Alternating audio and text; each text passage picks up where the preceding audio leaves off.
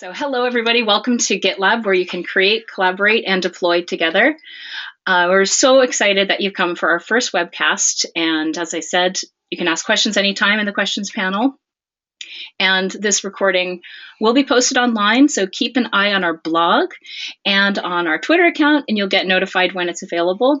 If you registered, you will get that link. And if you are watching this recording, please do sign up to our newsletter so you won't miss the next event.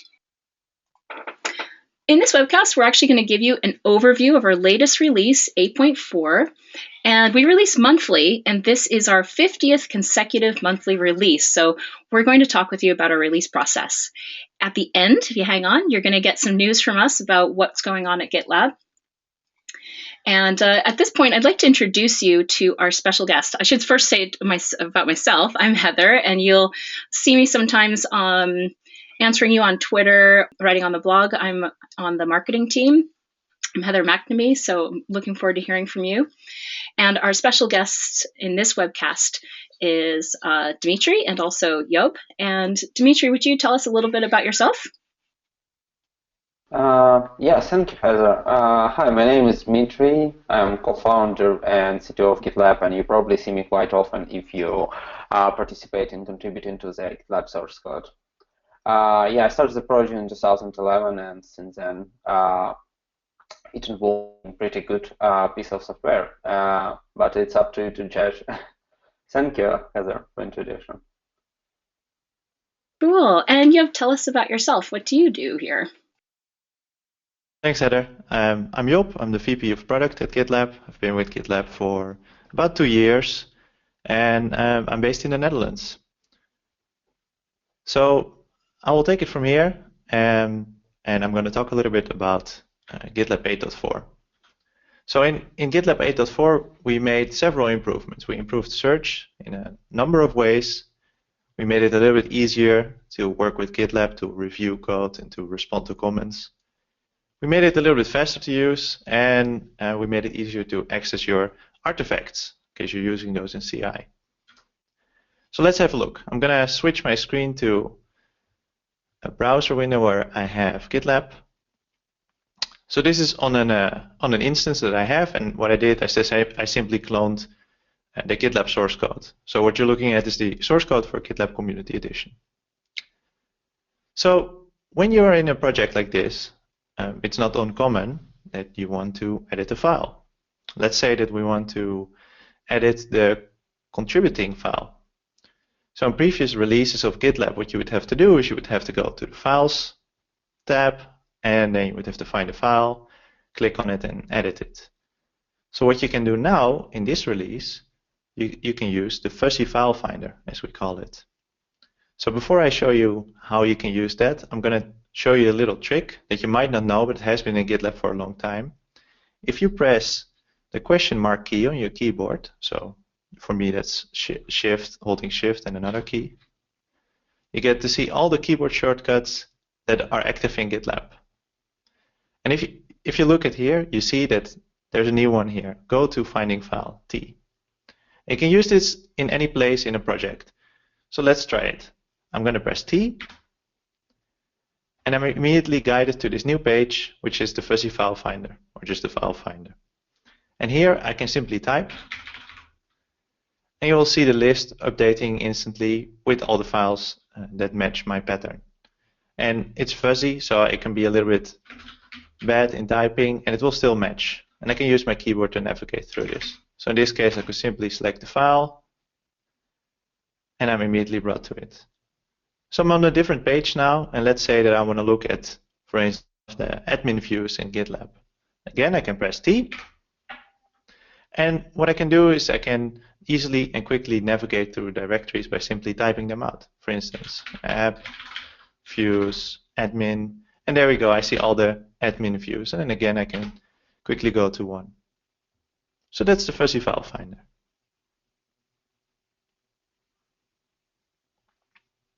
All right, so let's look at another new feature in GitLab. Let's say that I'm looking for a certain commit. I know that my colleague Robert recently made a change in the code, and he changed a method into another method. And I know that it has to do, it's called something like to not or not. So what I can do now is here in the top right, there's a little search box, and I can quickly filter all the visible commits by a simple string. So in this case, I type to not because I knew that would be in a commit message. And immediately here on top, I see the relevant commit that I was looking for. So to show you another feature that we also introduced in 8.4, let's have an actual look at this commit. So in previous releases of GitLab, we've always had syntax highlighting. So syntax highlighting makes it easier to read code. But what we didn't have was syntax highlighting in diffs. With GitLab 8.4, we're actually introducing the syntax highlighting in diffs, so that when you're looking at a div, such as here, where the red lines represent the old and the green represent the new state, you see that the syntax is still highlighted. And this will work with most programming languages. Now, let's look at something fun. So you might know that a while ago, we introduced the emoji picker in GitLab. And we made some small improvements to it. So if you are in an issue or you are in a merge request and you want to add an emoji, you can now click the emoji icon and you can quickly search for your favorite emoji. So as you can see, I like both, so I can easily add another one by typing both. There we go. We're also showing now the thumbs up and thumbs down icons by default, so it's easier to use issues and merge requests and easier to vote on them. Now let's look at some power features. Say you want to search through your project, but your project is huge. Now, searching through all the code and everything in such a big project, it can take a lot of time. So what we did is we introduced Elasticsearch in GitLab. Elasticsearch does the same thing as search we had before, but it's much faster. For instance, if I want to search for node, something that is very common in the source code of GitLab, I can simply type node, and GitLab will search in all my issues, merge requests, milestones, but also in all my code. And you can see that there's a lot of hits, and GitLab will quickly show them. Now let's look at the artifacts. So I mentioned that we upgraded artifacts. I have here a project from Grzegorz, who built this feature. And Grzegorz has a project, and what he did is he created a .gitlab.ci file. I can actually show it to you. And that file will run his builds on the CI. So the CI will pick up any new commits, and it will run a build. And we can see here the one build that has been ran recently. Let's have a look at it. So here we see the build, and this is of course something that we've had in GitLab for a while. Since GitLab CI was merged into the GitLab core with GitLab 8.0, you've been able to do this and see this. And with the last release of GitLab, we introduced artifacts so that if you have some sort of an output of your build, you could quickly download it. In fact, what you could do, and you can still do, is anything that's not been checked into Git, you can simply put that into an artifact. That means that you do not longer have to upload your outputs of your builds to an external server. No, rather you can just download them from GitLab. So with GitLab 8.4, what we did is we added the ability to browse those artifacts. So rather than having to download a zip that contains all the artifacts in a single directory, you can simply click on Browse. And here you see the directory with your build outputs. So in this case, it's called build. And if we click on it, we see all the files that are contained in this artifact. And the nice thing is that GitLab does not even have to extract this. So we just extract the metadata. We show that here. And from here, you have the ability to download any of these files. So you can simply click on one of them, and you will only download that single file.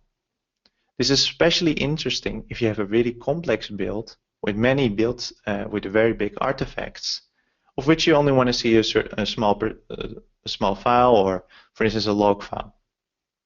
And you can navigate through the directories even. So let's recap.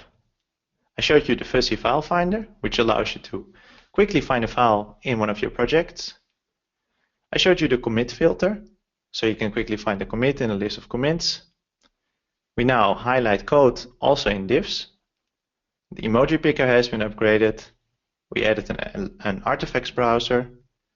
And if you're using GitLab Enterprise Edition, you can now connect your Elasticsearch to GitLab and have Elasticsearch index everything.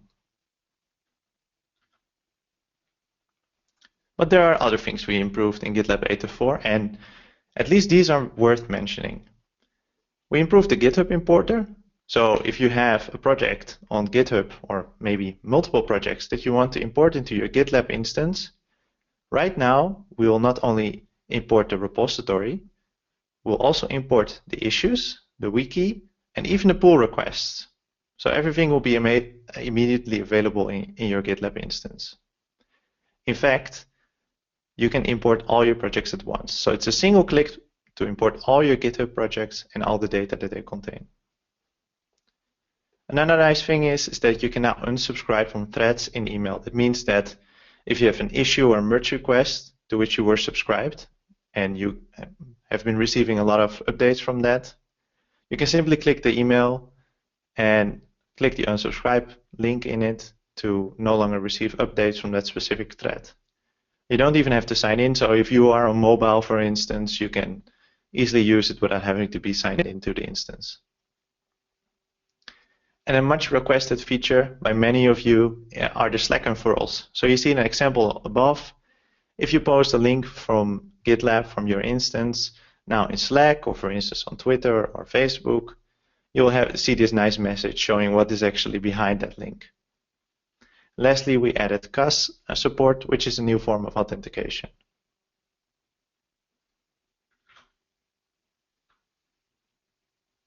Heather, have there been any questions that we need to answer?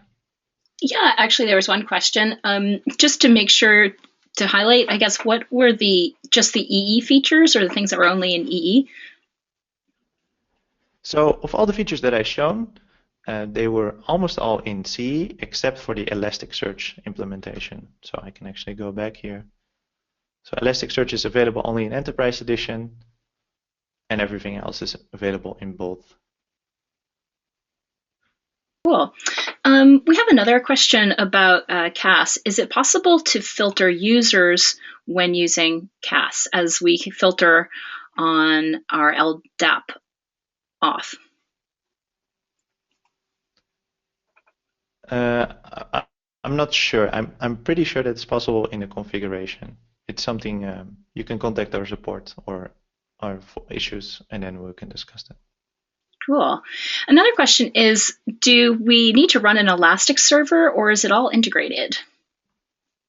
No. So if you want to connect Elasticsearch, you will have to set up Elasticsearch. So you can do this on a separate server, or you can even do that on the same instance that you have GitLab set up. Installing Elasticsearch is quite easy, so that shouldn't be a problem. Excellent. Here's a question about GitLab CI's documentation is quite sparse, and so asking about any improvements, or is there a way to test without actually having to commit? I guess it's sort of a two-part question. Yeah, so let me answer the two parts. So we're working hard on improving the documentation. We now have someone dedicated just to improving documentation. We are also in the process of combining the GitLab and the GitLab CI documentation, as it's now a single project. So this is a work in progress, but feel free to ask us hard and specific questions and complain to us about it, and we'll do our best to fix it. Yeah, definitely. So to answer the second question, if you do not want to commit to GitLab CI, you can actually test it for free on gitlab.com. So we have runners available there, shared runners that you can use. So all you have to do is you have to enable this for your project and create the .gitlabci.yaml file, and then you can use GitLab CI and everything that comes with it for free on gitlab.com. Oh, that's a good idea. And actually, there's another question related to CI. How do we actually manage complex build dependencies? And so there's a possibility for a dashboard for people who are non-admins to kind of get an overview of CI. There is not a specific dashboard, so everything is available depending on your permission level in GitLab, and this is visible for anyone that it is relevant to. So meaning anyone with developer level or up is able to see the builds and the outputs. If you want to do anything specific, the way that we designed GitLab CI makes that you can tell the runner anything. So it's up to you what you make it do. If you have a very complex build, you can either split it up or you can have it all in a single file. But it's up to you to manage how the runner actually, or what the runner actually executes. So if there's complex dependencies that need to be run each build, then you can simply put that in your .gitlab CI.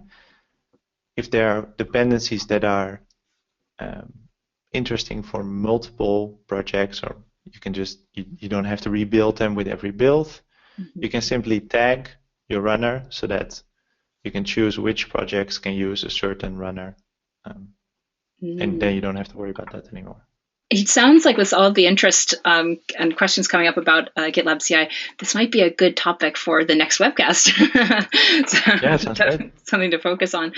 And just wondering about space limitations in GitLab. Now, the question hasn't, the person who's asking the question hasn't specified what that means, space limitations in GitLab. So I can't tell if that's just within CE itself, if you do it, you know, if you're handling your own installation, or if that has to do with GitLab.com, but maybe you can tackle it either way. I'm not sure what the question is, Heather. There are no limitations. On GitLab.com, we have a soft limit of 10 gigabytes. For your own instance, it's up to you. All right. Okay. So it's not sort of like an upper limit of what it can handle. I guess it's hard to know from that. If you have if you want to come back with that question again to the person who's asked, you can, maybe we can help you. Another question is more about deploying, again, sticking to the GitLab CI theme. Is there a way to deploy artifacts from GitLab CI onto your own server? So again, as I was saying, as you runner do whatever you want, you can simply add a build step that would manage your deployment. We are working on specific features related to deploying your software. So right now, you can just have your build steps contain whatever your deploy is. For instance, our website, about.gitlab.com, it's automatically deployed by GitLab CI. You can see it. The repository is public and it's open source, so you can view exactly how we do that. And what it does in that case, it simply connects to a server and it puts the files in the right location. Over the next few releases, we'll introduce features that will make it very easy to do these kind of things and actually deploy. But right now, it's just up to you. And so, yes, you can do this. Excellent. So now some more questions about various features. Will Mattermost become part of the online offering at GitLab.com, or it could possibly, this person could possibly be talking about GitHost.io. So in either case? At this point, we don't have any concrete plans to do that, but that is something to be seen. Okay. Wondering about GitLab groups. I guess this is more of it sounds like a feature request. On GitLab groups, this person says they cannot see all projects having build runs concurrently. Does that sound like a feature request, possibly? Yeah, it sounds like a feature request to see all the builds from a group. I think it's a nice idea. I'm not sure what the purpose of it is. So this person asking this, I would urge them to create an issue on our GitLab CE issue tracker to request this, and maybe mention me or someone else, because I think it's an interesting idea, but we should discuss why we would do this. Fantastic. That's really good. Actually, that might be another topic for a future webcast, is how do you sort of follow through ideas when you have feature requests in GitLab, how to get things done. So trying to see, there's sort of some themes. And a little off topic actually, but this first person said this is a little off topic, but it's related a little bit to the limitations. Is there a way to enforce a quota on users or groups on a project? So when possibly this could be related to managing your own GitLab instance. Yeah, so you can set a limit for the amount of projects that someone can create. That's about it right now, unless I'm forgetting something. If there are requests for more quota in terms of maybe disk size, let us know. We can look into that. It sounds like is that a feature that you can only do as an admin rather than something at the project level? It's an admin level. That's correct. Okay, cool. This one came in a little later, but it is again related to GitLab CI. Is there a way to get the artifacts download URL from the API or the webhook?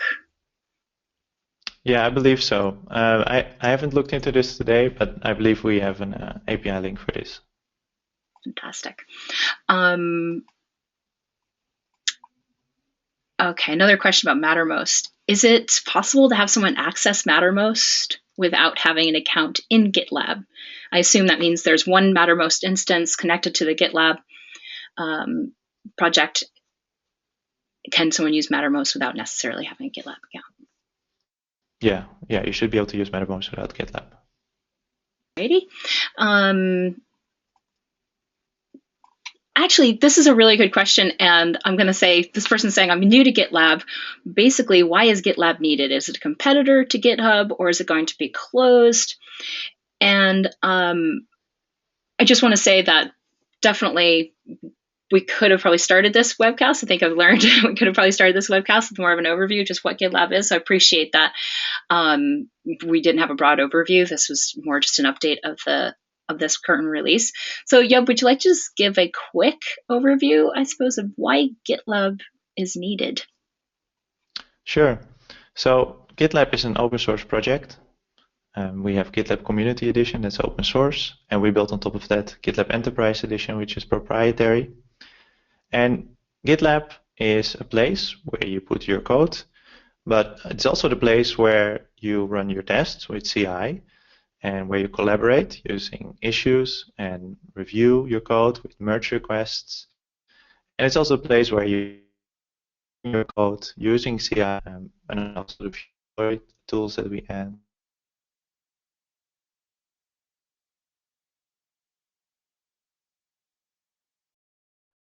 Ask people to contribute to your project and you contribute to other people's projects. And it's especially interesting because GitLab is open source, but it's also very easy to use and it's very easy to install. And what that means is that if you want to have your own server, for instance, you have a Raspberry Pi, you can simply download GitLab and put it on your Raspberry Pi and run it there. So if you have a small team and you do not want to pay, for instance, for a subscription, but you don't want to share your code or you want to really keep your code to you, you can simply use GitLab and it will be free and it will be free forever to use. Besides that, because it's an open source project, listening to the community and making features that are important for the community, and it includes many organizations, but also many developers by themselves, is a huge priority for us. So we work together with the community. We get many merge requests, pull requests from the community with new features and with ideas to improve the product and to improve it together. So what we do is we release a new version of GitLab every month, and with every single month we introduce many features such as the ones that I showed today that improve GitLab for everybody. And this is what makes GitLab so interesting. And to directly answer the question, GitLab is a competitor for GitHub. Right, that's helpful. Thank you so much. We'll make sure to include a good overview of the project and sort of what's going on, definitely at the start of our webcasts in the future. And there's a few questions. I just want to say there's a few questions sort of asking about specific features. Is something coming in, in 9.0, or is something going to happen in another version of GitLab? We're actually going to talk about the direction of GitLab in our next section. We're going to actually talk about how we manage the release and what is coming next. So I'm going to hold off on those questions. And I see there are a few questions as well specific to the yeah, specific to issues, basically. I would like to follow up with you individually on those, and just in interest of time, I have one question, which I thought was interesting, is regarding the project manager workflow. What's the GitLab project manager workflow to present? The current status of the current sprint. This person wants to know sort of what's going on with that. For GitLab as a project itself, you mean? Yes, I think so. That's what that means. I'm not sure what you mean with the question. The way we work at GitLab, and we'll go more into that later, is that we plan things per release, and we always release on the 22nd. But I think that is something we'll go more deeply into in the next section. Yeah, it's a good segue, actually.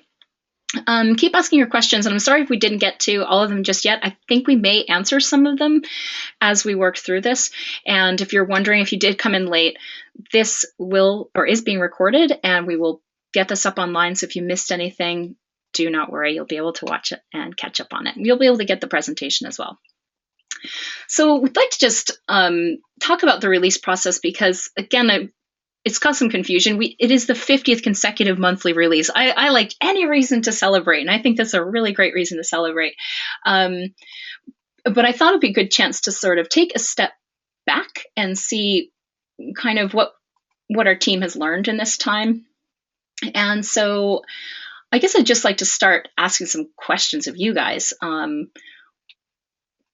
Over to Dmitry. We haven't heard you yet. Dmitry, I wonder if you could tell us, I know we had a blog post about the monthly release cycle.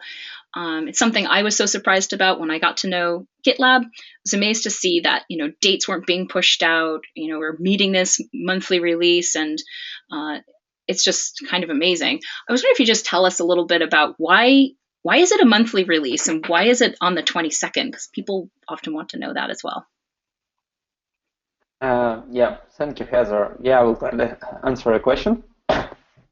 Yeah, so GitLab, it started, was a open source project which I worked on in my spare time. So it's kind of a hobby. And one thing that is really hard to do when you actually do something as a hobby is make kind of a release for your open source product and do it on a regular basis. So usually it comes up with a person just working on project from time to time and maybe do a release occasionally once per year or something like this. Yeah.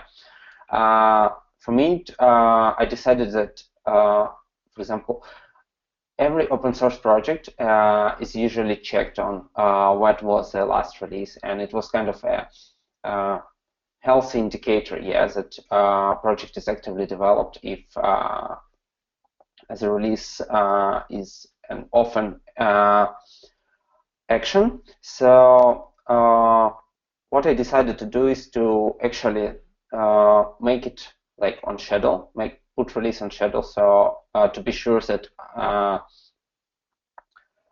I will submit a new version every certain period of time, and it's also good for self-discipline to actually work on project that is something beside your main work. And I took one once a month because it's really easy to keep in mind that it actually was released or not, and you don't need to guess like was it there 2 months before the release or not. So you just know that every month at certain date you should submit a new version, and since open source project, people contributes and you participate in it, it's always you have always something to submit for the release. So monthly was just really comfortable for reasons I listed before. And 22nd, there is no magic behind this number. It was just a day basically when I decided to make it regularly, yeah, once per month. So yeah, it's just a number, but I really like that it's just such a nice number, 22. So there you go. remember it. It's great to know. It's nice. It's just an arbitrary decision, but it's these types of decisions that make it so that's easy for people to remember. They can get used to it. And I think, as you said in the blog post as well, it's like, you don't have to remember, if it was every other month, you wouldn't remember. If it was 6 months, you'd be like, is it coming up soon? So it's just a very human, I guess, a human idea. It makes it easy for us. I'm curious then, Job, from your perspective, we've been talking about how great monthly releases are. What are some of the challenges that you found? I think there are several challenges. I think one of them is that we plan several things for each release. For instance, if you go to our issue tracker, you can have a look, and there's many things planned, for instance, for GitLab 8.5, and things that are not going to make the release. And especially when we are working on things near the end of the release, the decision to either put a certain feature in the release on the current release, so whether it's going to be in 8.5 or 8.6, that's very hard. On one hand, we only want to ship things. We only want to ship things that are stable. We also want to be able to do our development at a reasonable pace, meaning we don't have to put pressure on people, and people can just, work the same pace the whole month through. But at the same time, if we decide to postpone something for the next release, it's going to be another month, and that also doesn't give us the opportunity to further improve it and to further iterate upon it. So making the decision to have a certain feature in a certain month or build it in a certain way that allows us to ship it earlier or later, I think that is one of the biggest challenges of having this monthly release. And it's sort of notorious about the fear, I guess, of upgrade. And we're presenting users. You've talked about a little bit from our perspective, some of the challenges, the decisions you have to make as you're developing the project and keeping it forward. Is it also challenging for people who are using the product? Every single month they have to upgrade? Yeah, I think it worked both ways. So on one way, for us, because we are releasing every month, we really have to automate this process. We have to make it extremely easy for us so that we don't lose time every single month releasing this new product. So for the users, we feel the same thing.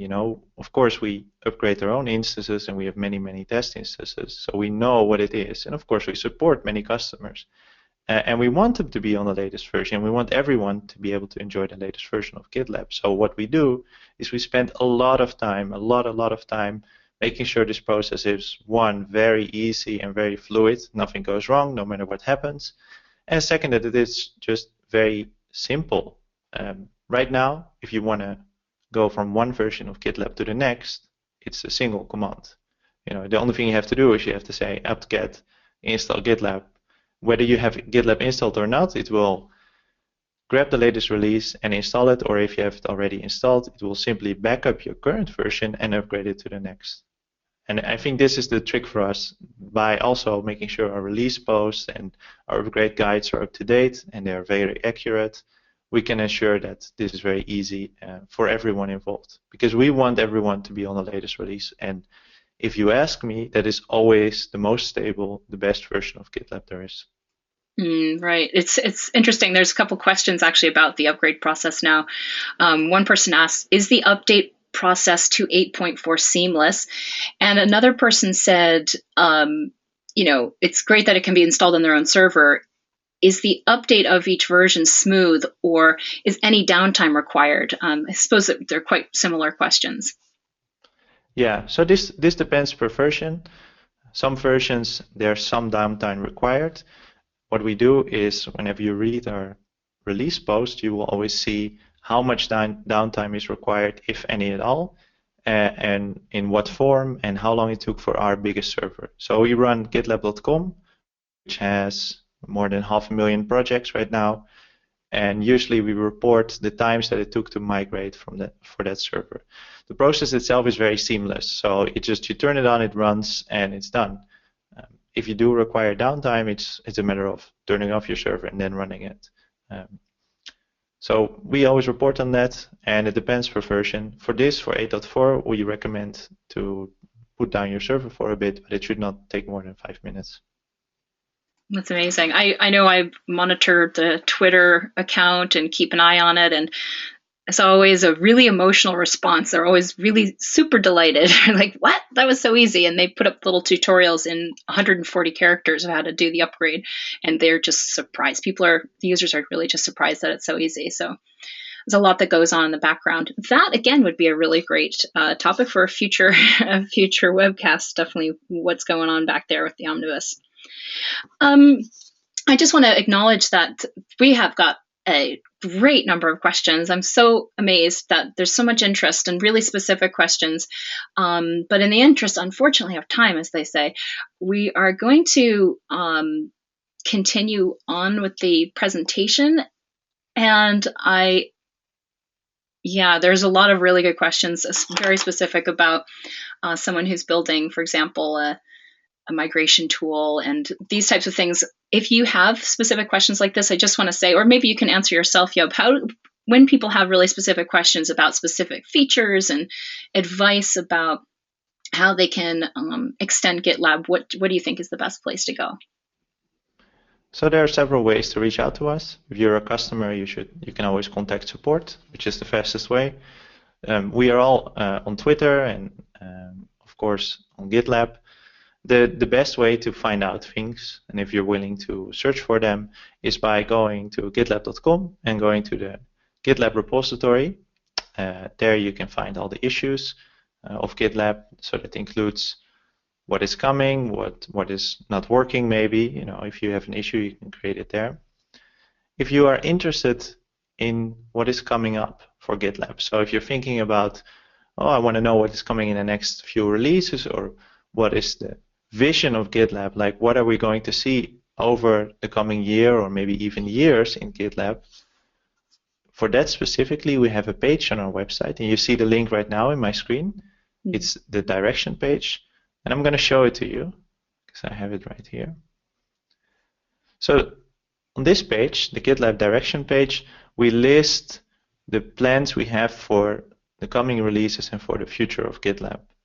This is a page that changes every single day, and we make a lot of changes too, and these are not promises, but we show off here things like, in 8.5 we're looking to introduce, for instance, a CI pipeline, and we want to make it possible to auto-scale your CI.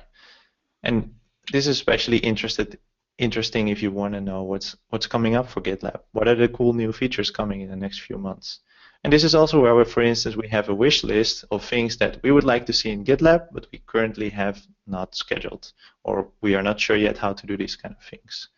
And this is a good way to get an idea of what is coming up for GitLab in the near future and the far future. That's really good. And there are a lot of questions about various features that are coming up. If you wouldn't mind, I just entertain one, because I'm kind of interested myself to see. This person has actually been looking into setting up Redis on an external server, but they realized that it doesn't support SSL encryption at this time. So actually wondering if there's plans to be able to configure it to use different services, such as Postgres, MySQL, MongoDB. So this type of question is interesting. I'd like you to answer it, but maybe you could just talk us through a little bit about how somebody would find the answer to that type of question. Sure. So for one, make sure you check our documentation if we don't have it already. If it's not there, the best place to search for would be in the repository. So you can simply find the links here that lead to gitlab.com, to our repositories, and look through the issues. If you search through the issues, and you've been using GitLab, so you know how to do this. If you search through the issues, you can have a look if someone asked your question. And if not, you simply create it. And usually this is about, in this case, it's a feature request. So you simply write down, you create an issue, you write down what you would like to see, and we will reply. We'll have a look at it, and other people from the community will probably find it. We'll discuss it, and if it sounds like something we want to do, or maybe someone else wants to do, then we schedule it for a milestone, or someone from the community contributes it. That's brilliant. Yeah, there's actually a specific question about issue 2772, and this is a different question. This is related to nested grouping. I can't bring up the browser right now, but I just wanted to tell you, just as an example, issue 2772 is labeled as accepting merge requests, and it's assigned to a milestone of 9.0. So as Job has said here, it means it's on the direction page. It's something we intend to do.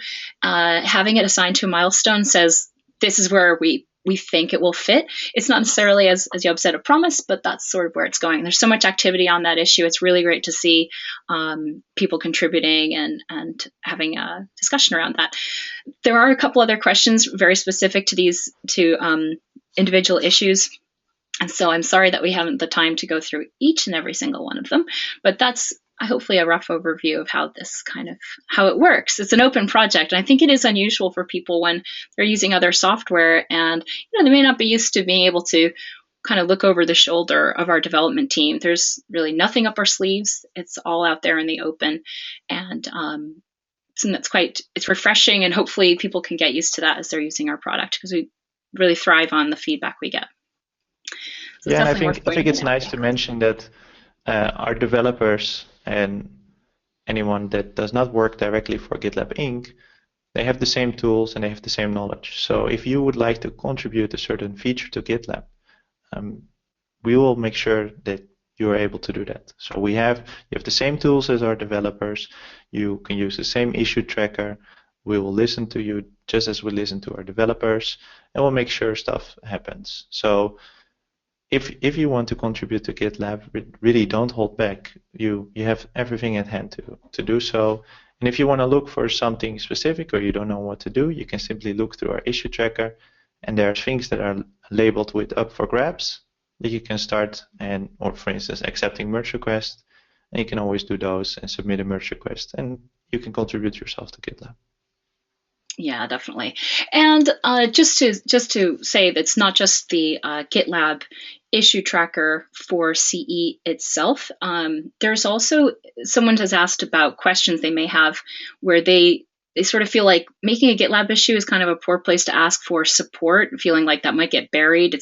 It's more like it's more a question rather than it being an feature proposal or a specific issue.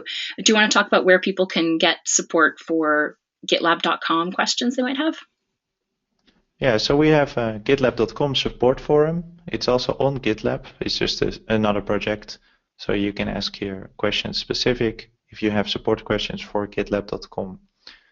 For any other questions, for instance, if you have your own instance, we have paid support, and that will also give you Enterprise Edition.